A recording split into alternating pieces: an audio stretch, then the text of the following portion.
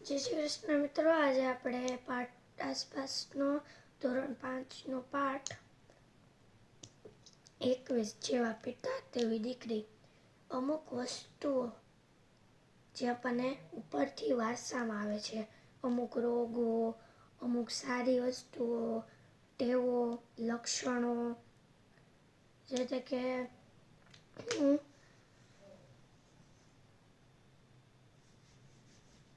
Diabetes.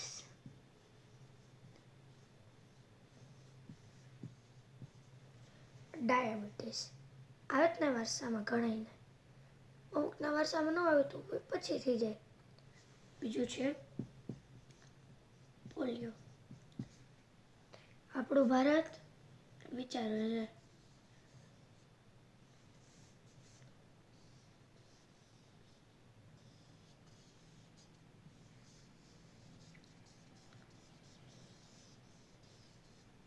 વિચારો કે આપણું ભારત છે. મેં આ ડાવડો થોડોક દોરો જ નાખશો. આપણું ભારત છે એટલે વિચારો આ આખા ભારત છે, એમાં આ પોલિયો છે નથી. બાકી પેલા છે ને એવું એક દૂષણ હતું, પોલિયો દૂષણ હતું. આનું નામ એટલે પોલિયો પડ્યું. આ દૂષણ એની મેળે જ થઈ જતું બધાને પોલિયો, એવું હતું.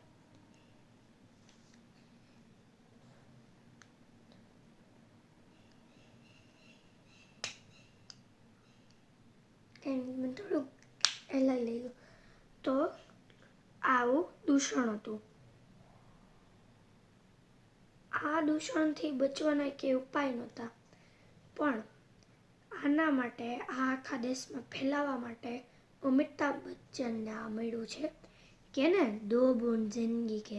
દર મહિને બાળક 0 થી 5 એટલે જન્મ થાય ત્યાં સુધી 5 વર્ષ સુધી દર મહિને 2 ટીપા પીવે તો એના શરીરમાંથી પોલિયોનું લક્ષણ નીકળી જાય.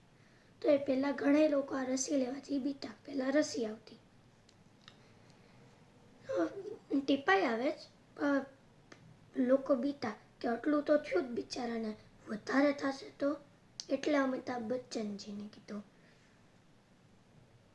તો આમાં આ પાઠમાં એક આયુષી નામની છોકરી હોય છે અને તેના મમ્મી પપ્પા કિચન રસોડામાં શાકભાજી આમ જુદા પાડતા હોય. ટમેટા અહીંયા, શાકભાજી ભાજી અહીંયા, પાલક અહીંયા, દૂધી અહીંયા, એમ એક્સેટ્રા મને કહેવાની જરૂર નથી. તો એમ પાડતા હોય છે.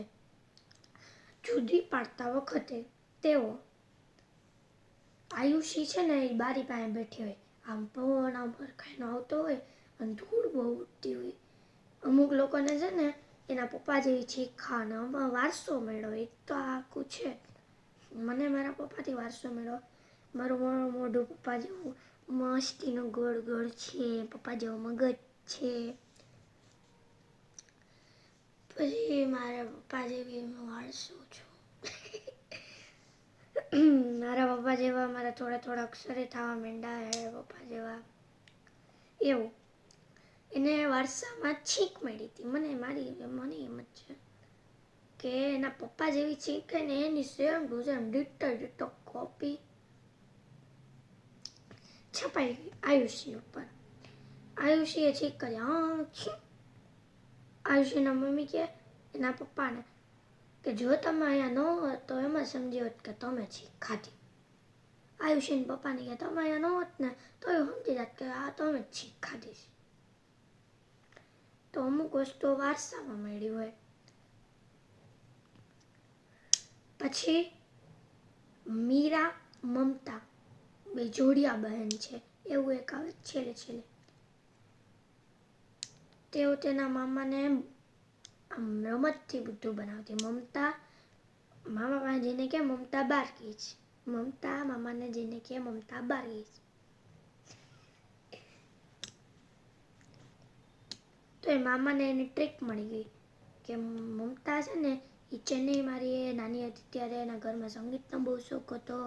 એને સ્કૂલે મરાઠી બહુ બોલાતી. મુંબઈમાં રહેતી, પછી ચેન્નઈ રહેવા ગયા હતા.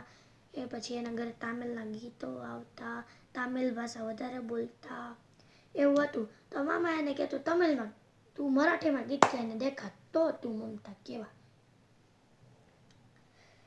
એટલે પછી એમ ઓળખી જતા. એવી રીતે આખો આ પાઠ છે. પછી શીતલ એ ડૉક્ટર પાસે ગઈ હતી.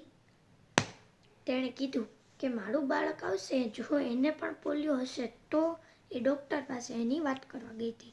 તો ડૉક્ટરે કીધું કે વારસામાં માતાને પોલિયો હોય તો સંતાનને પોલિયો થાય એવી શક્યતા નથી, તેવું હોય નહીં, એવું કીધું. એવું આખા પાઠમાં હશે જે અમારે સમજાવવાનું નથી. એટલે આજે જ અમારે ચાલુ કર્યું. મેં તમને મને જેટલું આવડ્યું એટલું કીધું.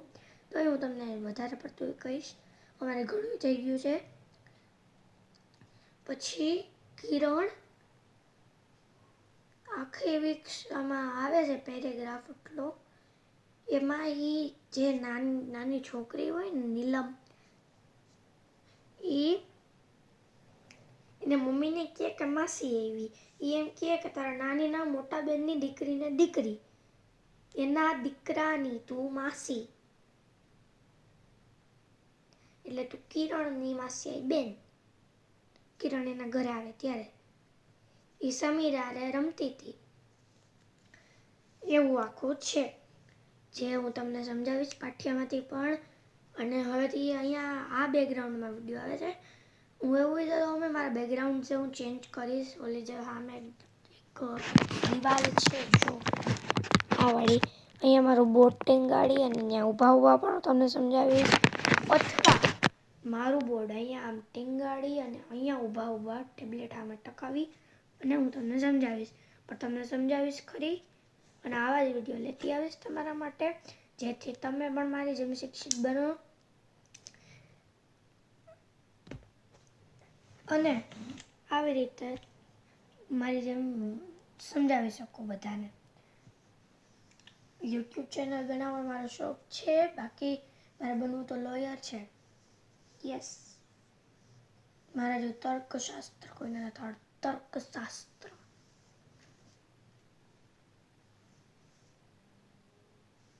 તો ભાઈ જય શ્રી કૃષ્ણ મારા વાલા વિદ્યાર્થી મિત્રો. મળશું. જય ભગવાન.